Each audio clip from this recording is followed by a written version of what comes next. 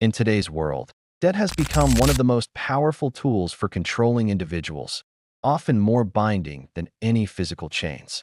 From student loans to credit cards, personal debt has quietly become a mechanism that keeps people trapped in jobs, unable to fully pursue freedom or financial independence. When a person takes on a loan, they aren't just borrowing money. They are entering a long-term agreement that dictates how they live, work, and spend. The psychological weight of owing money can be immense, creating stress, anxiety, and a constant pressure to meet monthly obligations.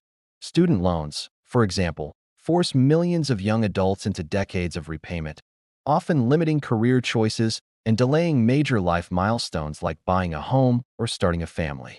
Credit cards and personal loans may seem smaller individually, but when combined, they create a financial web that is difficult to escape.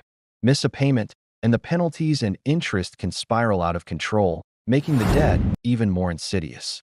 This system is designed to keep people in a perpetual cycle of earning and paying, ensuring they remain productive for the institutions that hold their debt.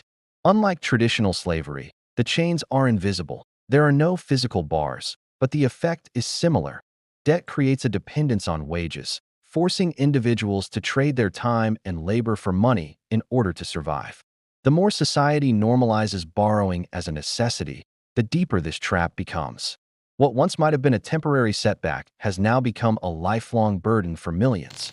In essence, modern loans are not just financial agreements. They are instruments of control, ensuring that large segments of the population remain tethered to the system, with limited freedom to make choices independent of their creditors.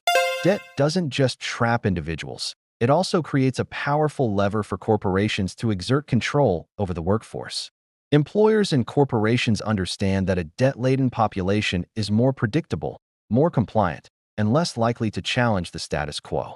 When people are bound by student loans, mortgages, car payments, or credit card obligations, their primary focus becomes meeting these financial demands.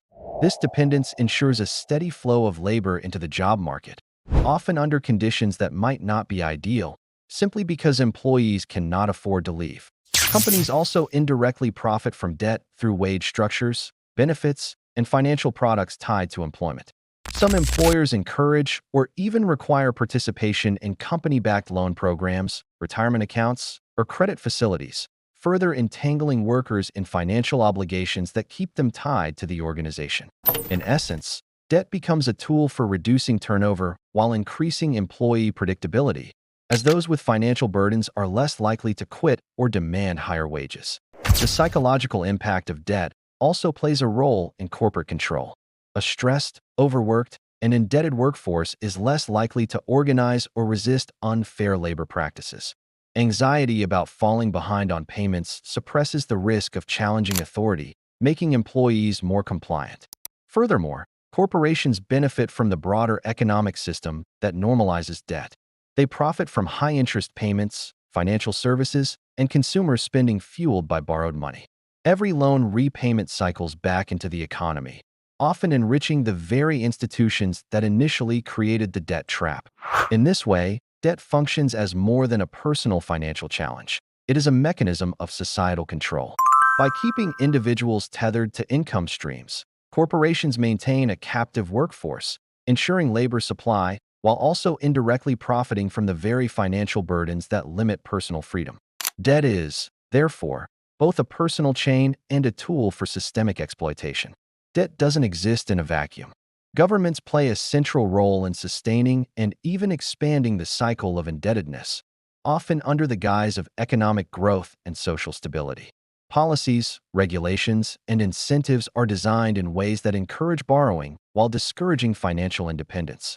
For instance, student loan programs, mortgage subsidies, and credit access initiatives are often portrayed as opportunities, but in reality, they normalize long-term financial obligation from an early age.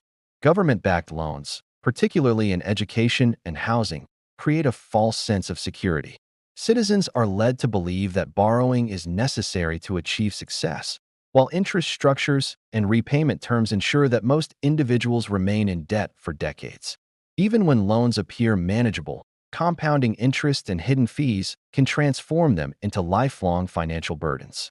This system benefits not just banks and financial institutions, but also governments themselves, as taxes on interest income and economic activity generated by debt fuel state revenues.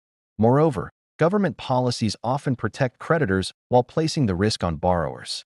Bankruptcy laws, for instance, can make it difficult to escape debt without severe personal consequences, effectively making indebtedness inescapable. Regulations may also limit alternatives, such as affordable public education or housing, forcing citizens to turn to private loans that sustain the cycle. On a broader scale, monetary policies like low interest rates or quantitative easing can inflate asset prices, making it harder for ordinary people to accumulate wealth without taking on more debt. Meanwhile, bailouts and protections for large corporations create a system where the wealthy and powerful are shielded, but ordinary citizens are left to manage increasingly precarious financial obligations. In short, governments are not neutral arbiters of finance. They are active participants in a system that perpetuates debt. By shaping policies, creating incentives, and protecting creditors, they ensure that citizens remain financially dependent, tying the population to labor, consumption, and economic structures that benefit the few at the expense of the many. Debt is not just a financial burden. It is a psychological tool that subtly shapes behavior and decision-making. When individuals owe money, they experience stress, anxiety, and a sense of constant pressure, which influences how they act in nearly every area of life. The weight of owing creates a mental environment where survival and obligation take precedence over long-term planning, creativity, or risk-taking. People in debt often make choices that keep them trapped, prioritizing short-term relief over long-term freedom. Financial institutions and governments understand this psychological effect and structure debt to exploit it. Minimum payments, interest accumulation, and penalties are deliberately designed to prolong repayment and keep borrowers in a state of financial vigilance. This keeps people focused on meeting obligations rather than building wealth or challenging the systems that maintain their indebtedness. Debt becomes a form of control, conditioning behavior and reinforcing dependence on employers, credit institutions, and the broader economic system. The psychological impact extends beyond individuals to families and communities. Children growing up in households burdened by debt often internalize similar behaviors, associating financial security with continuous borrowing or deferred aspirations. This perpetuates a cycle of dependency that spans generations. Additionally, societal norms glorifying credit usage, buy now, pay later, or living beyond means, reinforce the idea that indebtedness is inevitable and even necessary for success. On a macro level, debt-driven psychological pressure supports economic compliance. Citizens under financial stress are less likely to resist policies, question authority, or take risks that might disrupt the established order. They become compliant workers, consumers, and participants in a system that benefits the few while controlling the many. In essence, debt is more than numbers on a statement. It is a tool of behavioral manipulation. By understanding and exploiting human psychology, the debt system ensures that individuals remain tethered to the structures that maintain economic and social control, often without conscious realization. Debt is not a temporary condition. It is a mechanism designed to create a perpetual cycle of economic dependency. Once a person enters the system, escaping it becomes extremely difficult. Borrowers are caught in a loop where paying off old debts often requires taking on new ones. Credit cards, payday loans, mortgages, and student loans all contribute to a constant flow of obligations that never fully disappear. This cycle ensures that citizens remain tethered to the financial system indefinitely, limiting their freedom to accumulate wealth or pursue independent ventures. The consequences extend beyond individual financial stress. Societies structured around debt rely on citizens remaining productive and compliant. When people are preoccupied with repayment schedules, interest rates, and financial emergencies, their focus shifts away from questioning economic policies or challenging power structures. In this way, debt functions as a form of social control, quietly enforcing conformity and obedience. Furthermore, the system is generational. Children inherit not only the consequences of parental debt, but also the mindset of dependence it instills. The expectation of borrowing and repaying becomes normalized, perpetuating the cycle across generations. Ultimately, Debt is more than a financial tool. It is a strategic instrument of control. By keeping citizens continuously indebted, the system ensures a workforce that is constantly productive, compliant, and focused on survival rather than liberation. The new slave class is not forced into servitude. It is subtly created through the invisible chains of credit, interest, and economic obligation, ensuring that freedom and financial independence remain elusive for the majority of society.